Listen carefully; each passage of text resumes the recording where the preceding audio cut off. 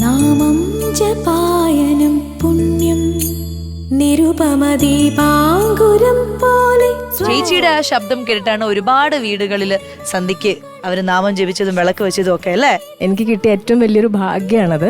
13 വർഷത്തോളം ഒരു വ്യത്യാസമില്ലാതെ എൻ്റെ ശബ്ദത്തിലൂടെ തന്നെ എല്ലാ സന്ധ്യകളിലും സന്ധ്യാദീപം കാണുന്ന ഓരോ പ്രേക്ഷകൻ്റെയും മനസ്സിലേക്ക് എൻ്റെ ശബ്ദത്തിൽ അതിങ്ങനെ കേൾക്കാന്ന് പറയുന്നത് ഒരു ഗായിക എന്നുള്ള രീതിയിൽ എനിക്ക് കിട്ടിയ വലിയൊരു അംഗീകാരം തന്നെയാണ്. ഇപ്പൊ ഒരു 2 വരി പാടാമോ ലൈവായിട്ട് കേൾക്കാനാ?